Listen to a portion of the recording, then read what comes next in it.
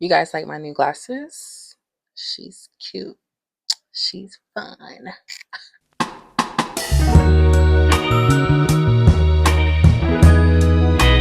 Hi guys, welcome back to my channel, Be The Expression. If you are new here, my name is Brianna and this channel is about my journey on becoming a full-time artist. So today's video will focus on how I created a system. Well, I needed to create a system to better track my goals for how I'm going to become a full-time artist in a year.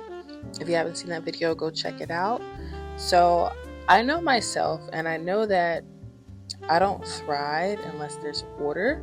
Sometimes I can operate in chaos. It really just depends on what it is. But I noticed for this, I needed to have a little bit more order and organization. Nothing too rigid. I don't do well with too rigid. But I also couldn't have loose, as in like loopsy daisy lollygagging when it comes to this. And I think it's like important to like share things like this. So I don't know, maybe it'll inspire someone, but I'll just show everyone the system that's been helping me. I pretty much finalized it now. I've been trying to like play around with it, see what's working, what's not. I've moved around a lot of things, but essentially I just needed to come up with a plan. In this video, I'm going to show you my content calendar and my studio planner, all the work behind the scenes as far as the art making itself. It'll be three main points that you'll see. The need for me to increase my artistic output or mass, increase my knowledge on significant art figures, and organize my social media posts so that I am posting at least 3 times a week. I think I was trying to do 4 or 5 times. It was great, but I noticed the burnout was like, it was coming up a little bit more quick. I was like, let's take a step back. And that's the beautiful thing about like starting from essentially square one. You can keep doing it until it makes sense. So I kind of reconfigured everything, and now I think I'm ready to retry the system. It's been working so far, but I want to show you guys what I came up with. Alright guys, so here we have on the front page my content calendar. So let's go through this. I did this particular template, I did not create myself. I can attach below the free template I used to make the content calendar. I like it though because it has like these different ways of viewing. Like I personally like the calendar, but you can separate it by status on if it needs to be reviewed, ready to publish, in progress, campaign, the visual, the performance tracker. As you can see, there's not really much there. I just kind of like the overview of the calendar, especially since for this month I started to use this calendar. I was like loosely using it last month, which was nice. So I can go back to last month. As you can see, I didn't do a great job of tracking. The check marks are like, oh, I did post where I was supposed to. So for this one, for example, it was a study color theory with me. It was like under one of my campaigns is like skill development. So educational posts, product launches, studio vlogs, business process, skill development, art show, etc. So you can kind of pick, and then what type of content is it? So whether it's carousel, social media, story, reel, etc. And then the platform. So this particular video I did post on Instagram, YouTube Shorts, and TikTok. I try to I didn't really have whole lot of depth, right, with the caption or the tags. I like to keep those type of posts simple since they're not my main priority. And this was the YouTube video I made. I think this was the second. No, this was the first one. Wait, is this the first or second? How do I not know? But this one had like the script and the notes. This was the intro that I had and the goals that I highlighted, what I needed to get there. Like I did pretty good with this script. I was pretty proud of myself. So yeah, so that was really helpful. So I think for this month, I wanted to just keep it a little bit more simple, but also thorough enough to where I just know what's going on, right? So Sundays I have, I mentioned in that video before, the studio video about dark studio days, which means making art without the camera watching me the entire time. That's important to me as an artist. Like, I do believe in that shared intimate space with my art. um like, I have an agreement with myself, right? Like, I can take process pictures, but I don't want to film specifically. So on Sundays and Fridays, kind of have those two designated days to just like lock in and then just make the artwork without having to stop and do the angles, just so it doesn't lose the spark for me, you know? And then I have filming days now on Mondays, Tuesdays, sometimes Wednesdays, just depends. Like, today's a Wednesday and I'm filming this video so I can post tomorrow, which is when you guys will see it. So once I get done filming this, I'll do some editing, and then it'll be ready to post for tomorrow. So I do have, on Tuesdays, it'll usually be like learning type posts. So, like, study with me, right? Like the color theory, or like learning anatomy. And I'm studying the masters with sculpting and painting. And I'll show you guys that part of the planner after this. So, this just kind of gives me an overall. I like that if I'm just not feeling it, I could switch it, right, to a different day. And just kind of go with how I feel as long as a post is happening. And if a post isn't happening, like, I journal personally, so I can be able to check in with myself on, okay, what happened this week? What can we do next week to kind of make it better? So I really like this calendar. I've got due dates for certain things, like a call for art that I want to submit to. Keep a lookout for that, right? About that process. And yeah, so it's pretty simple, to the point, this content calendar. So now let's get to the good stuff. My expression planner.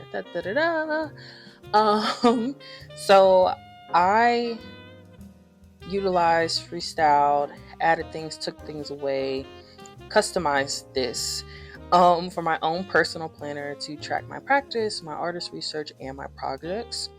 I'm going to start reviewing this weekly on Sundays so I can update projects to see what the status of them are, like, as in, that sounded crazy, what their status is to see if they're in progress. Did I start like I said I was going to start, and what the project needs.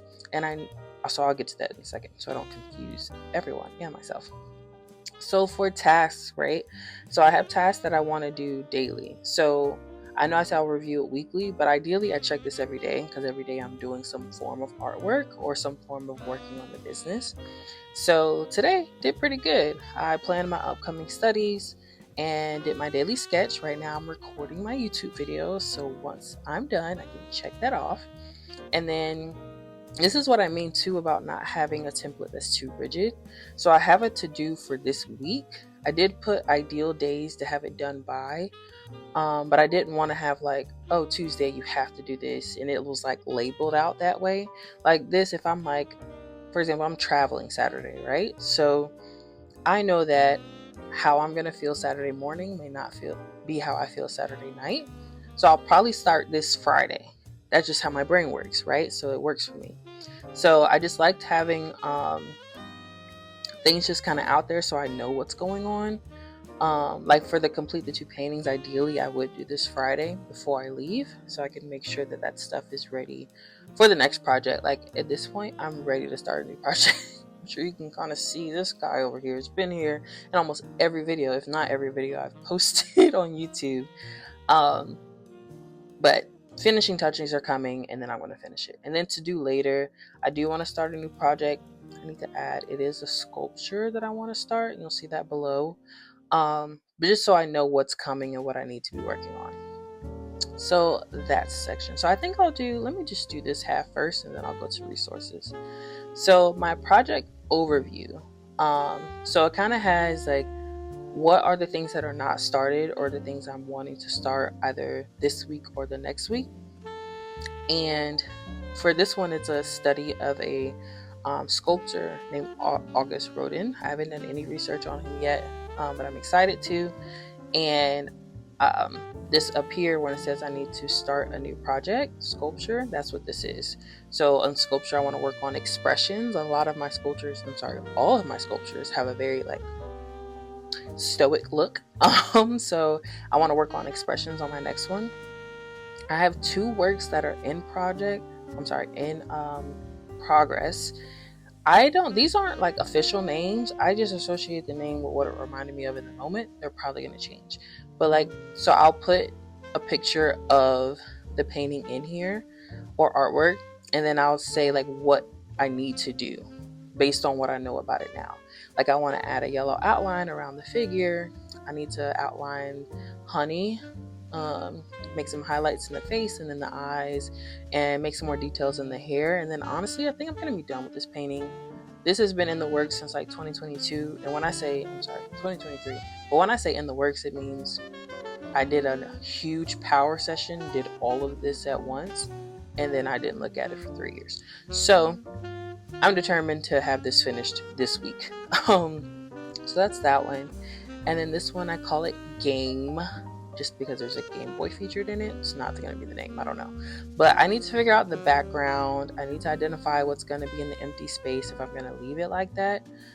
Need to fill in the cube head. I don't know, like, this painting is the first painting I've started or done since my hiatus. So I'm trying not to put too much pressure on it has to look this way or it has to mean this. Like, I have a subtle meaning for it that I had intentions when I first made it. But it's like my coming back to myself painting. Like, this painting is just supposed to prove to my brain that I can complete a project. Like, if I ever want to redo it, like, I can have to give myself permission to do that. So these are the 2 projects that I need to finish this week so I can start on another one. I will start on a sculpture and a new painting, but I'm trying to think about which painting I want to do. And then since I've started this tracker, I've done one completed artwork, and that is the Felicity commission that I did. You can check out my last video to get the details on that experience, which was super fun. So I'm really proud of that, and it's nice to like have something in the done already. It's second quarter now, so we're already off to a great start from the past 3 years. So I'm excited to have 3. Like, wow, how exciting. So this is just like a good section for me to track what I do need to start, what's already in progress, and what's done. Down here, I have a 12-month calendar of improvement. Because I did start this like late April, pretty much May, I didn't really do anything in the April section, so I just left it. But I made May's. So essentially, this is where I would have like my monthly goals and what I'll need to do those goals, to get those goals. So like with this one, just as a brief overview, like identifying what creative blocks within my schedule, start building that new website, upload 1 or 2 paintings to the website. Then after each month, I'll have like an end of the month reflection. So that also keeps me accountable, because it's like, if 3 months in a row I'm like, oh, I still don't understand color theory, like, that's probably problematic. I don't know. Not to say that we can't always have learning curves, but I think there has to be some sort of closure in the gaps that I do have. So I really like this section too. And then my practice log. Look at me, I've practiced. Oh wait, I gotta enter today's, but I did last week's or earlier this week. So this will be my practice log, and I'll review this every Sunday to kind of see. I think I told you guys I kept like an analog version, which is still true. I still have it. But I was thinking, like, I do need something more portable, because there may be times or spaces where I can't carry a notebook, or maybe I just don't have access to it. Notion's on my phone, it's on my laptop, it'll be on my iPad, I'm sure, at some point. Like, I just want to have it everywhere so I can always update it when I need it. And you'll also see why in a second. Alright, so now let's go to the artist guide. So essentially, the artist guide, it kind of tells me how to choose an artist, how to study it, the elements to look for in the artwork. It's almost like a mini art history kind of situation. So this is like the curriculum part of how I'm going to be implementing certain things that I'm learning into these projects, right? Because art inspires art. And I just kind of want to keep my eyes fresh, my language fresh on the artworks, the themes, and anything else that can inspire me. So first, the art history study guide. I'll like pick a timeline. Like the first one I did was post impressionism, and it just kind of lists out all the artists, what key things to look for with each one, and I have a way to research each one. I like linked some free online resources for myself, and it'll take you directly to the website, using like this as like a template. So their name, like, is like an example. So the artist name, the year they were born, right, their nationality, what movement, the style and tone to look for, their must-see works, and what other things to look for as far as patterns within their artwork. So I like that. Recurring things that I notice as I continue to do the art history. And artists I want to explore next, like maybe based on a book I read or media that I'm consuming, things like that. So that's the art history guide. And then my Art Explorer database. So this is based off the art history. So like I said, I did Paul, and I did the setup. I did some research on him, read a couple bios on him. I did like my notes and reaction to his bios and his artwork. He had like over 1,200 works even after he passed. And it was like me reading that, I was like, I have to significantly increase my output. Like there was a time where you didn't see me without a pencil or something in my hand drawing. And I know like as adults, like we have lives, all these things, but I just really want to get back to that space. And then like there's a section where it's like artists in connection with them, as in artists who maybe inspired him. I think that's such a great thing to explore. Like, what were our master artists inspired by? Who were they inspired by? I think that's fascinating. But then I attached like 3 of my favorite artworks of theirs. So not necessarily their most famous works.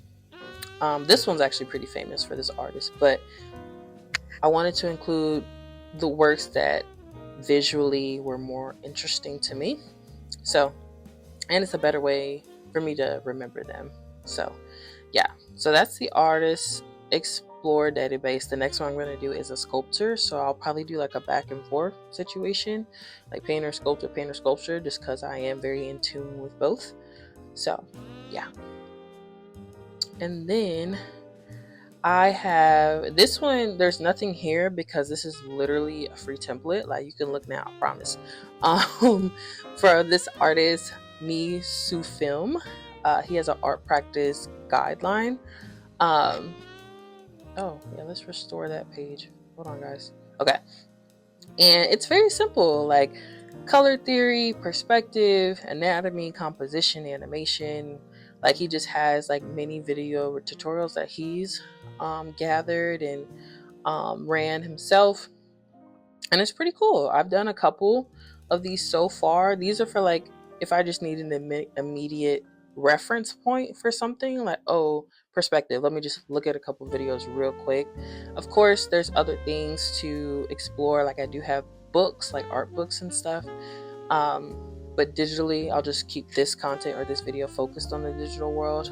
Regarding that, we can probably do physical media later. So that's that one. And then I have a list of sculptors to know. So pretty decent list. Of course, there's some contemporary people that are missing. My favorite is Kara Walker. Love her. But I do want to add some more to this list as well. Just kind of needed a baseline.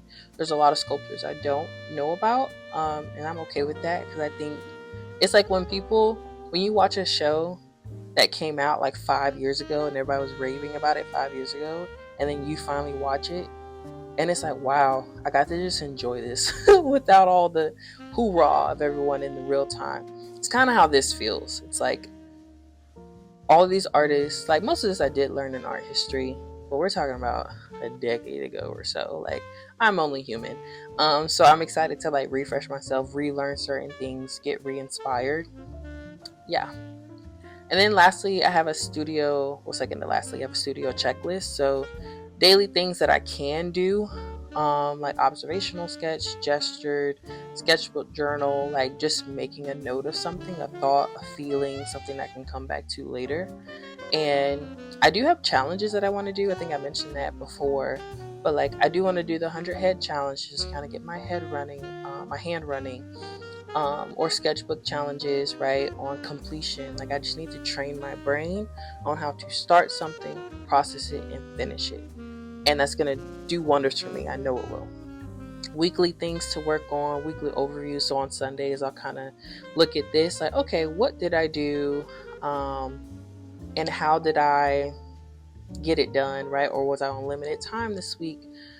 As you guys know, I'm a mom, right? I work full time and I have a part time job and I travel sometimes, like for family. So it's like, okay, what did I get done? Other things that I have going on. So I think I'll just use that as a way to track. And like down here, I didn't really need to put anything in the empty section here, but if there were barriers, that's where I would put it. Like, oh, I couldn't finish my sketch because a kiddo got sick, you know, what have you, but I stayed up till 2 a.m. and I did 10 minutes. Like something that will kind of let me know. These 2 sketch sessions were, there were no problems, no main issues. It was just pretty loose. So there weren't any barriers to document. And then lastly, I have like a small quote section. So this is like things that inspire me. I'm not really going to show you guys that just because these are more intimate for me. It's that people I know have said to me that inspire me, things that I've read, and they just kind of keep me grounded, keep me going. They're more so personal than they are like extra things. Otherwise, I would show you. Like I'm not going to gatekeep quotes, right? But they're like specific to me and may not be things I want everyone to know based on the quote. But I think it's important to have something in here to remind me of why I'm doing the things that I'm doing and yeah, the benefit of it all. All right, guys, so that's all I have for you guys today. That is my content calendar and my studio planner. I'm super excited to be utilizing this now more consistently. It feels more organized, but not so rigid. Like, I just love that part about it. It's something that I know I can do and it's feasible, and that's good for my brain. So, I'm ready for it. I'm excited about it. You guys have to let me know in the comments if you have certain ways to organize your art making. Some people aren't as rigid at all and they just kind of make the stuff because it's their flow. And I think once the flow feels normal again, I won't need the system as much. But I might, and that's also okay. But let me know in the comments what system you guys use, if you use one, and how it works for you. And then let me know if you guys are interested in something like this. Like I don't mind sharing it if you're interested. So, but yeah, that's all I have for you guys. Have a great day and talk to you later.